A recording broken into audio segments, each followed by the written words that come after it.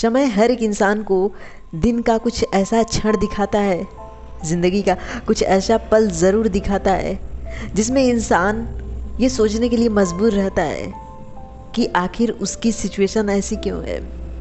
दुनिया में वही एक मिला था जिसका भाग्य इतना बुरा है, लेकिन वहाँ पे भी अगर वो गरीब है ना, तो गरीबी कोई बुराई नहीं है, लेकिन गरीबी आपकी मजबूरी बन सकती है। गरीबी एक इतनी बड़ी मजबूरी है कि अगर वो सभा में बैठा है तो उसे नज़रें छुपाना पड़ता है, उसे अपने शब्दों को पे लगाम लगाना पड़ता है, उसे हंसने पे ये सोचना पड़ता है कि किस बात पे हंसूं, किस बात पे बोलूं, कहाँ खड़ा होना है, कौन मुझे देख रहा है।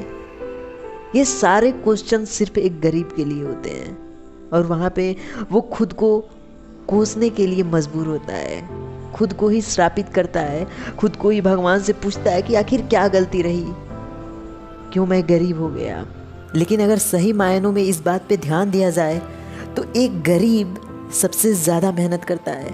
दुनिया का हर वर्ग मेहनत कर रहा है, चाहे वो ऊंचा हो, मध्यम हो या सबसे क्षुद्र हो, सबसे नीचा हो। इसमें गरीबी की आकलन हो रही है, संपत्ति की आकलन हो रही है। लेकिन जो सबसे ऊंचा वर्ग है वो भी मेहनत कर रहा है। सबका तरीका अलग अलग है। रिक्शा चलाने वाला भी मेहनत कर रहा है और शेयर मार्केट में पैसा लगाने वाला भी मेहनत कर रहा है। सिचुएशन सबकी एक जैसी है, लेकिन यही एक छोटी सी बात आपको समझना होगा कि आप शेयर मार्केट में पैसे लगा रहे हो, अपनी खुद की कंपनी के लिए मेहनत कर रहे हो, खुद को आगे बढ़ा रहे हो, या कहीं और मेहनत कर रहे हो जहाँ पे आपके वजह से बिल्डिंगें तो बन रही हैं लेकिन वो बिल्डिंग आपका नहीं है, जहाँ आपके वजह से कंपनियाँ तो बन रही हैं लेकिन वो कंपनी आपकी नहीं है, जहाँ आपका बहुत बड़ा योगदान है ट्रेनों के चलने में लेकिन एक भी ट्रेन आपका नहीं है। आपको यहाँ ध्यान देना ही होगा कि मजदूरी करने वाला सबसे ज़्यादा मेहनत करता है क्योंकि उसके पास गरीबी है।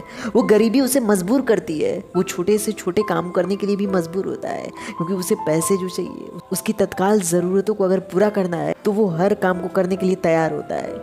इसलिए अपने काम पे ध्यान दो कि आप कर क्या रहे हो, आप किसी और को आगे बढ़ा रहे हो या खुद को आगे बढ़ा रहे हो। आपको देखना ही होगा कि आप क्या कर रहे हो। आप खुद के लिए कर रहे हो, दुनिया के लिए कर रहे हो, दुनिया को खुश कर रहे हो, खुद की संपत्ति को व्यर्थ गंवा के, खुद को नए कपड़े दिला के, अपने पैसे को बर्बाद करके।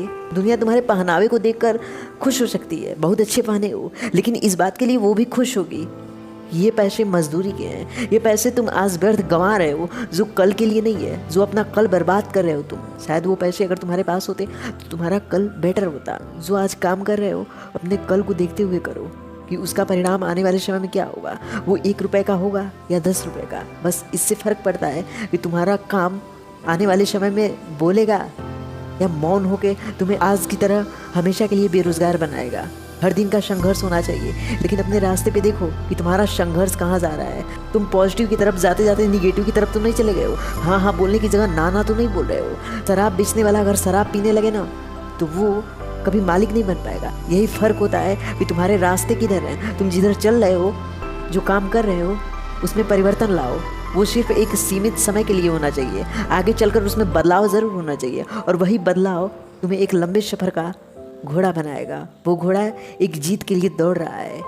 शायद वो सफ़र का अंत तभी होगा जब तुम्हारे इच्छाओं की पूर्ति होगी। अपनी इच्छाओं के लिए अपने रास्ते को देखो कि तुम किधर जा रहे हो, तुम्हारा ट्रैक क्या है। क्योंकि रेल की पटरियाँ स्थिर होती हैं, लेकिन ट्रेन जब अपना ट्रैक चेंज करता है तो अपना स्थान भी परिवर्तित कर लेता है, उसका स्टेशन तक बदल जाता है। इसलिए खुद को परखो कि तुम किधर चल रहे हो, क्योंकि एक ट्रैक चेंज करना ही तुम्हें तुम्हारी मंजिल तक ले जा सकता है। और एक ट्रैक पे अगर तुम रुक गए, तुम गलत डायरेक्शन में चले जाओगे, फिर वहाँ से लौटना भी बहुत मुश्किल हो जाएगा।